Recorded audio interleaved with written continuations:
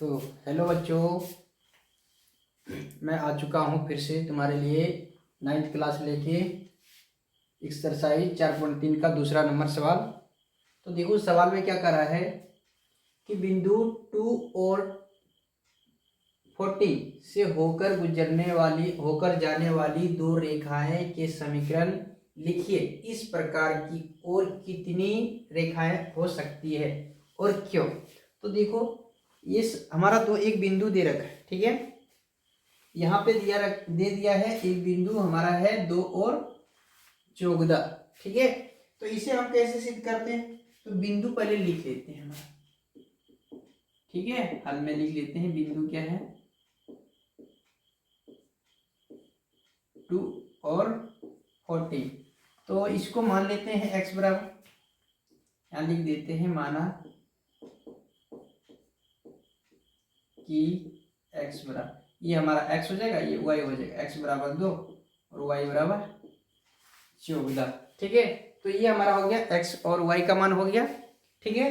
तो अब हम इसे सॉल्व करते हैं। कैसे सॉल्व करेंगे, तो एक बार दोनों को जोड़ लेना है, एक बार दोनों को जोड़ देना है, एक बार घटा देना है, ठीक है।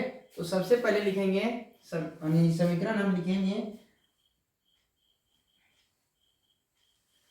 तो इसे लिख देते हैं अतः इस समीकरण इस मान को समीकरण में बदलने के लिए हम क्या करेंगे,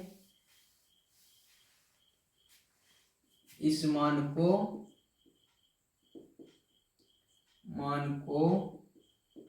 संतुष्ट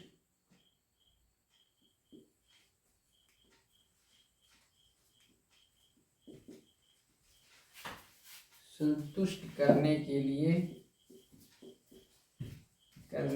लिए दो समीकरण मिश्र है।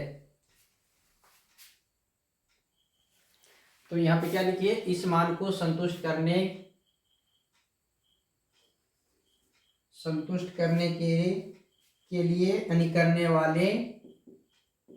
करने वाले दो समीकरण निम्न है, ठीक है। तो ये मान लिया हमने निम्न है। तो सबसे पहले इन दोनों को भी जोड़ेंगे, यानी x प्लस वाई क्या करेंगे, x प्लस वाई। तो x प्लस वाई को जोड़ देंगे, कितना हो जाएगा, तो x का मान कितना है 2 प्लस y का मान 14 यानी 14 है। तो इनको जोड़ते हैं, क्या हो गया, x प्लस वाई बराबर कितना हो गया 16। समीकरण फर्स्ट हो गया, ठीक है। अब इसको क्या करते हैं, एक बार घटाते हैं x माइनस वाई। तो देखो x का मान कितना है 2 माइनस वाई का मान कितना है 14 है। तो इसको जब घटाते हैं तो क्या हो जाएगा, x माइनस वाई बराबर कितना हो गया -12। ये समीकरण 2 हो गया, है ना। तो और अब हमें क्या करना है, तो ये दिखाना है कि एक दो रेखाएं के समीकरण लिखिए। इस प्रकार की और कितनी रेखाएं हो सकती है। तो चलो अब इसका मान हम कैसे निकालें। तो एक तो ये बिंदु है हमारा, तो हमने ये निकाल चुके। और दूसरा बिंदु ऐसे कैसे होगा, अगर x का मान निकालते हैं तो ये अलग निकलता है, इसका भी मान निकालेंगे तो ये भी अलग निकलेगा। तो हमारा ये एक ही बिंदु होगा जो x में हो जाएगा 2, y में 14, यानी यहाँ पे मान लिया हमारा ऐसे दिया हुआ रहेगा। तो यहाँ पर एक ही बिंदु होगा जो सीधा ऐसा वर्क करेगा, ठीक है। और बाकी कोई ऐसा बिंदु नहीं है जो कि कटेगा। तो और अनंत पे कटेगा, और रेखाएं हो सकती है लेकिन अनंत जगह पे कटेगा, ठीक है। तो इसे हम लिख सकते हैं, इस प्रकार की अनंत रेखाएं हो सकती है। अतः इस प्रकार की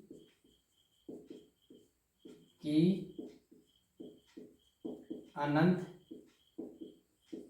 रेखाएं हो सकती है, ठीक है। इतना लिख दिए, क्योंकि ये रेखाएं एक ही बिंदु पर संरेखीय है यानी गुजरेगी।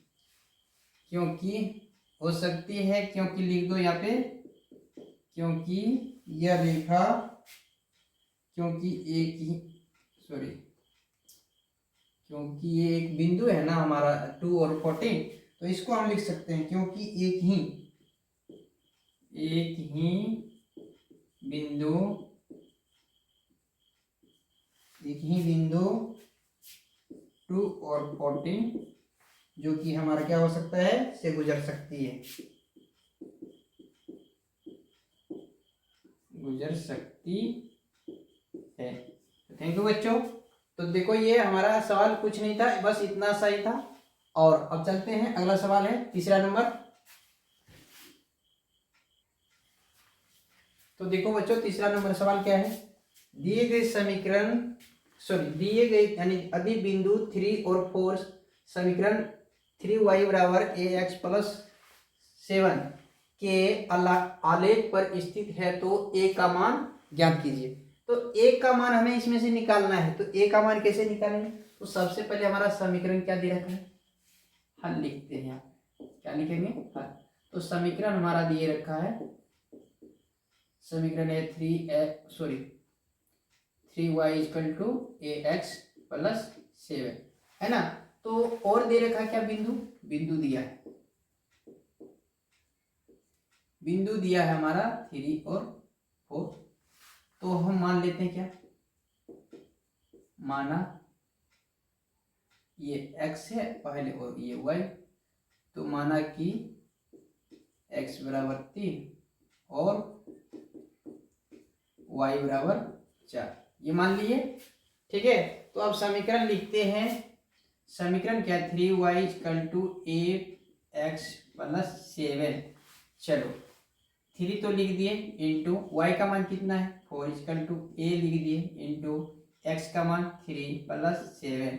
तो 4 3 जा 12 हो गया, कितना हो गया 12 इक्वल टू a 3 जा a3 यानी 3a हो जाएगा प्लस 7 हो गया। इसको इस पर कर दो, तो यानी 12 माइनस 7 इक्वल टू 3a हो गया। तो 12 में से 7 घट गया, कितना बचा 5, यानी 5 इक्वल टू 3a हो गया, है ना। तो अब देखो इसको a बराबर क्या करते हैं, 5/3, यही हमारा आंसर होगा a का। किसका होगा, a का मान ज्ञात कर दिए। तो थैंक यू बच्चों। तो हमारा ये सवाल समझ में आ गया हो तो लाइक जरूर करना, ठीक है। तो और आगे वाली वीडियो नीचे डिस्क्रिप्शन बॉक्स में हम डाल देंगे, तो वहाँ से आप उस वीडियो को भी देख पाओगे, ठीक है। तो चलते हैं अगली वीडियो की में मिलते हैं।